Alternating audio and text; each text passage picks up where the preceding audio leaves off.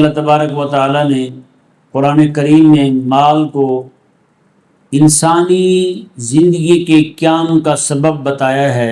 میرے اور آپ کے کریم آقا صلی اللہ علیہ وآلہ وسلم جن پر وحی الہی کے ابلاغ کا، تبلیغ کا، اشاعت کا، دفاع کا، نفاذ کا اتنا اہم ترین فریضہ حضور کے کندھوں پر تھا، باوجود اس کے کریم آقا علیہ السلام آپ مارکیٹ تشریف لے جایا کرتے تھے۔ امام مالک رضی اللہ تعالیٰ عنہ کا علم کتنا اونچا ہوگا کہ آپ کی بیٹی کی نکرانی اتنی بڑی عالمہ ہے، ایک محدث کو خاموش کروا دیا، سودا کیسے دینا ہے کیسے نہیں دینا پتہ کو نہیں، دکان کھول لیا۔ جب ہم سیکھیں گے نہیں، علماء کے پاس بیٹھیں گے نہیں، کہاں ہمیں علم آئے گا؟ بھائی بتائیں۔ آج آپ کے سامنے جو گفتگو کی جائے گی وہ حلال اور حرام کے متعلق، جیسے اس کا سب سے اہم ترین ایک شعبہ خرید و فروخت ہے، جس کو بیع و شراء کہتے ہیں۔ یہ انتہائی اہم شعبہ ہے۔ آپ یہ دیکھیں کہ اللہ تبارک و تعالیٰ نے قرآن کریم میں مال کو انسانی زندگی کے قیام کا سبب بتایا ہے۔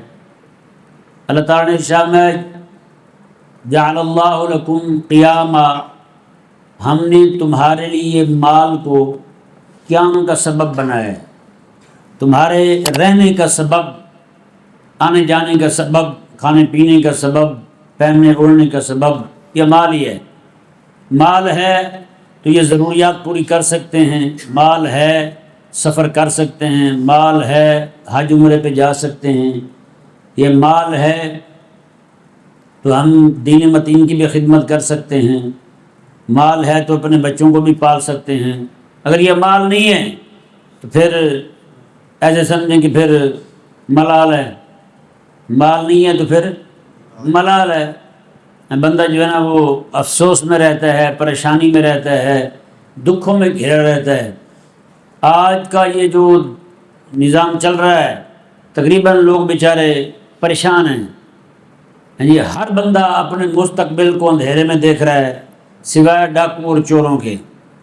ہاں، جو ڈاکو اور چور ہیں ان کا مستقبل انتہائی روشن ہے، تابناک روشن مستقبل ہے ان کا، جو ڈاکو چور ہیں، کیونکہ ان کو پتہ ہے بھائی اینٹھیں گے، لوٹیں گے، مزے کریں گے، انہوں نے کون سی محنت کرنی ہے، کون سا ان کا زور لگنا ہے۔ بہرحال تو یہ ساری ضروریات پوری ہوتی ہیں خرید و فروخت سے۔ کس سے پوری ہوتی ہیں؟ خرید و فروخت سے۔ کوئی چیزیں ہم بیچتے ہیں، کوئی چیزیں ہم خریدتے ہیں، تو اس طور پر ہم جو ہے وہ اس خرید و فروخت کے نتیجے میں ہمارے پاس مال آتا ہے۔ مال کا حلال ہونا اور حرام ہونا کیسے معلوم ہوگا؟ وہ خرید و فروخت سے معلوم ہوگا۔ ہم جو کچھ خرید رہے ہیں، جو کچھ بیچ رہے ہیں، وہ کس طور پہ بیچ رہے ہیں اور کس طور پہ لے رہے ہیں۔ جی تقریباً ہمارے ہاں علم نہ ہونے کی وجہ سے بہت سارا فساد ہے، علم دین نہ ہونے کی وجہ سے۔ حضرت سیدنا امیر المومنین عمر رضی اللہ تعالی عنہ آپ بازار میں بیٹھے ہوئے لوگوں کا امتحان لیا کرتے تھے کہ ان کو خرید و فروخت کے مسائل آتے ہیں، حلال حرام کے مسائل آتے ہیں، اگر آتے ہوتے تو کہتے کہ ٹھیک ہے بازار میں بیٹھ جاؤ، وگرنہ حضرت عمر رضی اللہ تعالیٰ عنہ اس کا مارکیٹ میں دکان ڈالنا منع کر دیتے تھے، وہ بندہ دکان نہیں ڈال سکتا تھا۔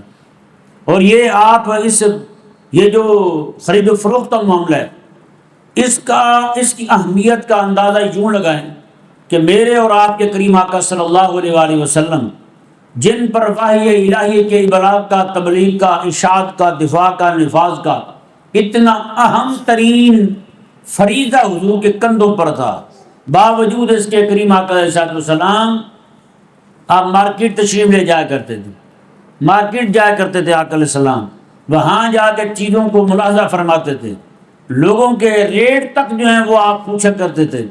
سمجھ آیا نا جی؟ یہ نہیں کہ آقا علیہ السلام نے ایسے ہی چھوڑ رکھا تھا، جیسے چاہیں کرتے رہیں، جیسے چاہیں لیتے دیتے رہیں۔ بالکل ایسا معاملہ نہیں تھا۔ کریم آقا علیہ السلام اسی طرح ایک بار منڈی میں تشریف لے گئے، وہاں اناج پڑا ہوا تھا، آقا علیہ السلام نے خود ہاتھ ڈالا اس میں، باہر سے خشک تھا اندر سے گیلا تھا۔ کریم آقا علیہ السلام نے فرمایا کہ یہ اندر سے گیلا کیوں ہے؟ وہ کہنے لگے کہ یا رسول اللہ صلی اللہ علیہ وسلم بارش آ گئی تھی۔ بارش کا بتایا یا کوئی اور مسئلہ بتایا کہ بارش آ گئی تھی، اس طرح کا معاملہ ہوا تھا۔ تو آقا علیہ السلام نے فرمایا پھر جو اندر سے گیلا ہے اسے باہر نکال کے کیوں نہیں رکھتے تم، تاکہ جو بھی بندہ لینے کے لیے آئے وہ صرف باہر سے دیکھ کر کے تم سے سودا نہ کرے، بلکہ اندر سے جو گیلا ہے وہ بھی دیکھے، وہ بھی اس کو بتایا جائے کہ بھی میرے پاس، یا پھر اس کو بتا دیا جائے جو بھی بندہ آئے کہ میرے پاس جو سودا پڑا ہوا ہے آپ جس کو دیکھ رہے ہیں آپ پوری تسلی کریں، ہیں جی۔ اور 3 دن تک شریعت مبارکہ نے خیار رویت دیا ہے، کوئی بھی چیز بندہ لے کسی سے تو 3 دن تک اس کو دیکھ لے، وہ بھی شے کوئی ایسی ہو جو بھاری قیمت کی ہو۔ یہ نہیں کہ بندہ دکان پہ جائے 2 کلو دہی لے اور کہے کہ 2 دن میں دیکھوں گا اس کو، دہی پسند آئی تو ٹھیک ہے ورنہ واپس کر دوں گا، یہ نہیں ہے۔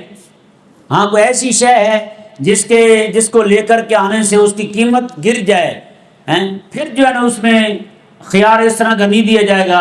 ہاں اس کی باقی جو چیزوں کی گارنٹی وارنٹی ہے وہ ضرور دی جائے گی۔ اگر اس میں کوئی خرابی آتی ہے، کوئی بڑا مسئلہ نکل آتا ہے تو اس صورت میں تو اس کو واپس کرے گا پھر۔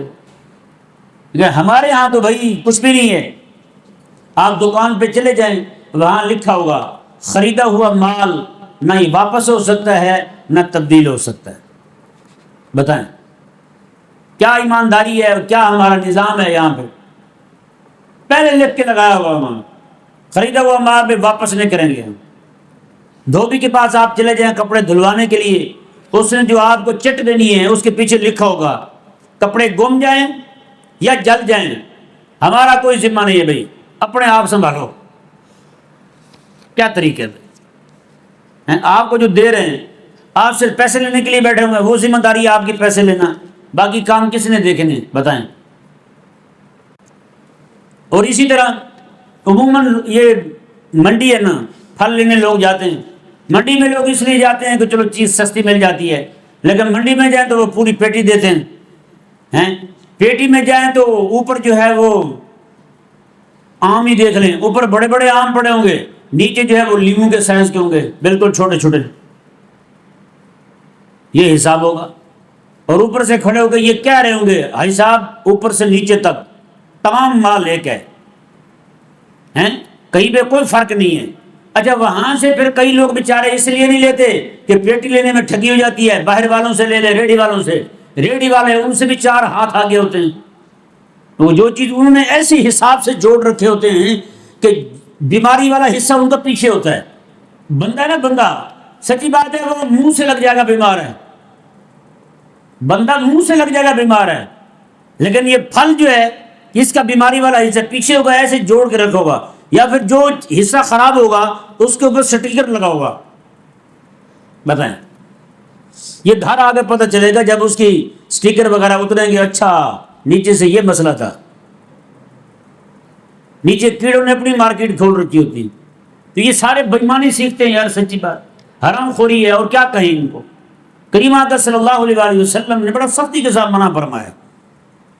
حضرت عمر رضی اللہ تعالیٰ مارکیٹ میں نہیں بیٹھنے دیتے تھے ایسے بندے کو جس کو حلال حرام کے مسائل کا پتہ نہ ہو۔ کہاں وہ یار، ایک خاتون ہے مدینہ منورہ میں، ایک خاتون بیٹھی ہوئی ہے، کوئی چیز بیچ رہی تھی، کھانا بیچ رہی تھی، سبزی بیچ رہی تھی۔ ایک محدث ہیں بہت بڑے کسی علاقے سے آئے، انہوں نے آ کر کے کہا کہ میں نے خریدنا ہے آپ سے، تو میرا جو ہے نا وہ سبزی وغیرہ کھانا وغیرہ جو بھی ہے وہ آنے والا ہے، وہ میں بعد میں شام کو آپ کو دے جاؤں گا۔ انہوں نے فرمایا نہ، وہ خاتون لڑکی کہنے لگی نہ یہ جائز نہیں ہے، کھانے کے بدلے میں کھانا جب بیچا جائے، حضور کی حدیث ہے نقد و نقد ہو، ادھار بنا ہو، یہ تو سود بن جائے گا، میں کیوں کروں ایسے، میں نہیں کرتی۔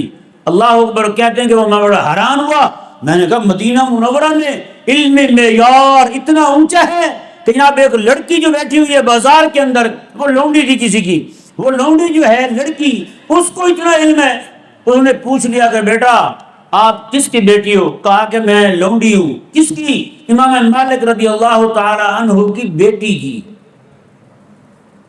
امام مالک کی بیٹی کی نوکری، ان کی لونڈی ہوں، ان کی کنیز باندھی ہوں ان کی۔ یعنی کہ امام مالک رضی اللہ تعالیٰ عنہ کا علم کتنا اونچا ہوگا کہ آپ کی بیٹی کی نکرانی اتنی بڑی عالمہ ہے، ایک محدث کو خاموش کروا دیا مارکیٹ میں بیٹھ کر۔ لیکن یہاں ہمارے لوگ پتہ ہی کوئی نہیں کسی کو، یار حلال حرام کے مسائل کا پتہ نہیں، دکان جا کے کھول لیا ہم نے، سودا کیسے دینا ہے کیسے نہیں دینا پتہ ہی کوئی نہیں، دکان کھول لیا ہم نے۔ تو اس معاملے میں بھائی سب سے پہلے کوئی بندہ وپاری ہے بیوپاری ہے، پہلے بیوپار کے مسائل سیکھے، شرعی کیسے بیچ سکتے ہیں کیسے لے سکتے ہیں۔ میرے آقا علیہ السلام نے تو اتنے تک منع فرمایا ہے، جب دیہات سے کسان مال لے کے آنے لگے تو اس کو منڈی تک پہنچنے دیا جائے۔ کوئی بھی بندہ شہر سے باہر نکل کے یعنی ابھی تک وہ منڈی میں پہنچے نا، یعنی کئی لوگ ہوتے ہیں کوشش کرتے ہیں کہ کسانوں کو منڈی کا ریٹ پتہ ہی نہ چلے کہ منڈی میں کیا بھاؤ چل رہا ہے، باہر سے پکڑ کے ان سے پیسے مکا کے ان کو وہیں بھیج دیا جائے، اور یار وہاں پہ یہ مندا بہت، چلو میں زیادہ پیسے دے دیتا ہوں، اس طرح دیتے نا چکر، باہر سے ان کو سمیٹ لیا اور ان کو وہیں روانہ کر دیا، پیسے ان کو تھمائے، اور خود آ کے وہ جناب کوڑی کے بھائی لی ہوئی چیز جو ہے وہ یہاں آ کے مہنگی تک بیچتے رہتے ہیں۔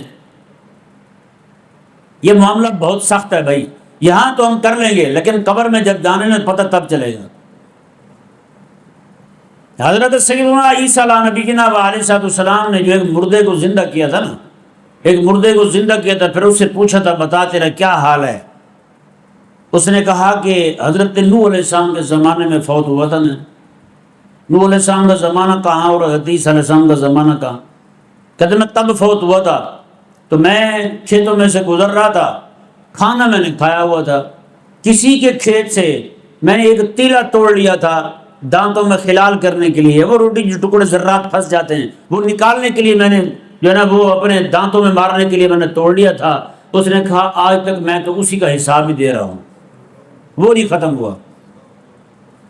تو بتائیں نا آج جو ہمارے لوگ جناب اچھی جگہ دکھا کے مندی جگہ خراب جگہ بھی ساتھ ہی بیچ دیتے ہیں، دے دیتے ہیں لوگوں کو، یہ بیچارے مسکین قوم ہے یار، رات دن ٹھگوں کو دیکھ رہی ہے یہ۔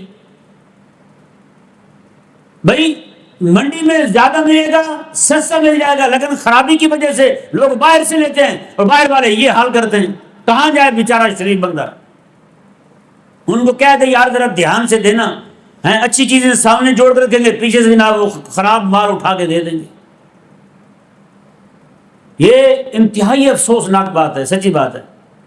ایک دن میں کوشش ہوتی ہے میں پھل وغیرہ لے کے آتا ہوں بچوں کے لیے، یہاں بھی اور وہاں مدرسے میں بھی بچوں کو پیش کرتے ہیں کھانے کے لیے، تو میں گیا پھل لینے کے لیے منڈی میں، اکثر خود جاتا ہوں میں، تو وہاں گیا میں، وہاں سے ہندوانے نہیں ہوتے کیا کہتے ہیں، تربوز کہتے ہیں اس کو، وہ لے کے وہاں ایک بزرگ بیٹھا ہوا تھا، مجھے کہنے لگا، میں نے کہا یار یہ مجھے کاٹ کے دکھاؤ، کہنے لگا نہیں جی آپ بے فکر ہو کے لے جائیں۔ اب ان کو بھی یہی پتا ہوتا ہے کہ بندہ جب جائے گا پیچھے کہاں واپس آئے گا، اور ظاہری بات ہے ہمیں کام ہوتا ہے اتنا، ہم واپس جا بھی نہیں سکتے، ایک بار ٹائم نکالنا مشکل ہوتا ہے، کئی بار کتنے کام پھنسے رہتے ہیں، باہر جانا مشکل ہوتا ہے۔ تو وہ لے کے آئے، وہ لے بھی ہم کافی تعداد میں آئے، سچی بات ہے ان میں ایک بھی صحیح نہیں نکلا، سارے سفید بالکل، کھانے کا ایک بھی نہیں تھا۔ تو اٹھا کے میں نے کہا کہ یار یہ بکریوں وغیرہ کو ڈال دو، جانوروں کو ڈال دو، ایک بھی نہیں نکلا اس کو۔ یہ میں صرف اس لیے عرض کر رہا ہوں کہ ہمارا آج معاشرہ جو ہے وہ ٹھگی میں کہاں سے گر گئی، وہ شے جو گری واپس اٹھانے کے لیے یہ نہیں کہ گدھے کو موڑ لیں، گدھے کو وہیں کھڑا کر دیا پیدل آتے ہیں۔ کسی نے کہا کہ حضرت یہ کیا کیا آپ نے، گھوڑے کو گدھے کو موڑ لیتے؟ انہوں نے فرمایا کہ یار جی میں گدھا لے کے آیا تھا نا، صرف 2 چکروں کو لے کے آیا تھا، ایک آنے کا ایک جانے کا، تو اس طرح میں اس کو واپس لاتا، یہاں سے پھر واپس لے کے آتا، یہ میرے سودے میں طے نہیں ہوا تھا۔ بتائیں کہاں کھڑے ہوں یار آج ہم، کوئی پتہ نہیں ہے۔ جب ہم سیکھیں گے نہیں، علماء کے پاس بیٹھیں گے نہیں، جب ٹائم پہ جمعے پہ پہنچیں گے نہیں، تو کہاں ہمیں علم آئے گا بھائی؟ بتائیں، پھر یہی حال ہوگا ہمارا، پھر لین دین کے معاملات میں گڑبڑ ہوگی، خرید و فروخت میں گڑبڑ ہوگی، بیع و شراء میں معاملات ہوں گے، ورنہ ڈھلنے میں معاملات میں خرابی ہوگی۔ اللہ تبارک و تعالی ہم سب کو سمجھنے کی توفیق عطا